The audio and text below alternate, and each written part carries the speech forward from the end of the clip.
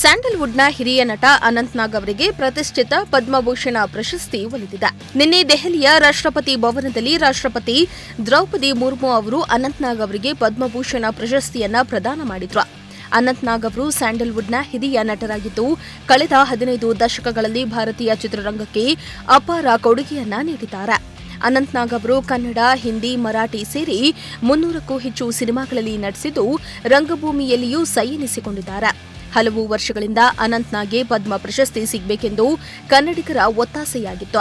ಕನ್ನಡಿಗರ ಬಹುದಿನ ಆಸೆ ಇಂದು ನೆರವೇರಿದ್ದು, ಅನಂತ್ ನಾಗ್ ಅವರಿಗೆ ಪದ್ಮಭೂಷಣ ಸಿಕ್ಕಿದ್ದು ಅಭಿಮಾನಿಗಳು, ಸ್ಯಾಂಡಲ್ವುಡ್ ನಟ ನಟಿಯರು ಶುಭ ಹಾರೈಸಿದ್ದಾರೆ.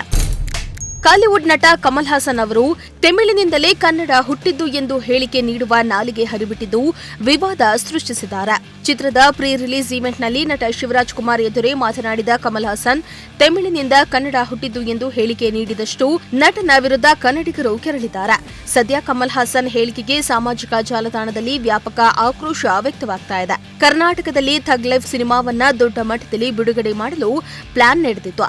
ಆದ್ರೀಗ ನಟನ ಹೇಳಿಕೆಯಿಂದ ಕರ್ನಾಟಕದಲ್ಲಿ ಈ ಸಿನಿಮಾ ಬಿಡುಗಡೆಗೆ ಅಡ್ಡಿಯಾಗುವ ಸಾಧ್ಯತೆ ಇದೆ. ಒಂದ್ ಕಡೆ ಕನ್ನಡ ಪರ ಹೋರಾಟಗಾರರು ಸಿನಿಮಾ ರಿಲೀಸ್ ಆಗಬಾರದು ಅಂತ ವಿರೋಧವನ್ನ ವ್ಯಕ್ತಪಡಿಸಿದ್ದು, ಚಿತ್ರದ ಬಿಡುಗಡೆಯನ್ನ ತಡೆಯುವ ಬಗ್ಗೆ ಚರ್ಚೆ ನಡೆದಿದೆ. ಡೆವಿಲ್ ಸಿನಿಮಾ ಶೂಟಿಂಗ್ಗಾಗಿ ದುಬೈ ಮತ್ತು ಯುರೋಪಿಗೆ ತೆರಳಲು ಅನುಮತಿ ಕೋರಿ ದರ್ಶನ್ ಅರ್ಜಿಯನ್ನ ಸಲ್ಲಿಸಿದ್ದಾರೆ. ಜೂನ್ 1ರಿಂದ 25ರವರೆಗೆ 25 ದಿನಗಳ ಕಾಲ ವಿದೇಶಕ್ಕೆ ತೆರಳಲು ಅನುಮತಿಯನ್ನ ಕೋರಿ ನ್ಯಾಯಾಲಯಕ್ಕೆ ಅರ್ಜಿಯನ್ನ ಹಾಕಿದ್ದಾರೆ.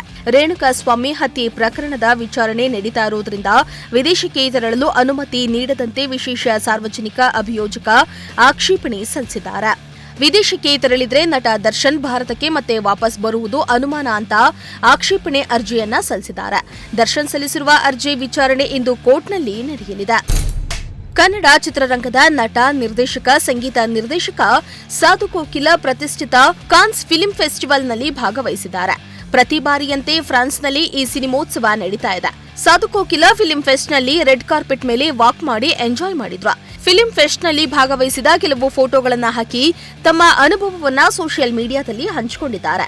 ಕಪ್ಪು ಬಣ್ಣದ ಸೂಟು ಧರಿಸಿಕೊಂಡು ಸಖತ್ತಾಗಿ ಕಾಣಿಸಿಕೊಂಡಿದ್ದಾರೆ. ಈ ಎಲ್ಲಾ ಫೋಟೋಗಳನ್ನ ನೋಡಿದ ನೆಟ್ಟಿಗರು ಸಾಧು ಕೋಕಿಲ ಅವರಿಗೆ ಕಾಮೆಂಟ್ಸ್ಗಳನ್ನ ಮಾಡ್ತಿದ್ದಾರೆ. ಅಭಿಮಾನಿಗಳು ಕೂಡ ಫೆಸ್ಟ್ನಲ್ಲಿ ಭಾಗವಹಿಸಿದ್ದಕ್ಕೆ ಖುಷಿ ಪಟ್ಟಿದ್ದಾರೆ. ಬಿಗ್ ಬಾಸ್ ಖ್ಯಾತಿಯ ಶೈನ್ ಶೆಟ್ಟಿ ಬಳಿ ಈಗ ಕೈತುಂಬಾ ಸಿನಿಮಾಗಳಿವೆ. ಶೈನ್ ಶೆಟ್ಟಿ ಇದೀಗ ಸಿನಿಮಾದಲ್ಲಿ ವಿಲನ್ ಪಾತ್ರದಲ್ಲಿ ಮಿಂಚಲು ಸಜ್ಜಾಗಿದ್ದಾರೆ.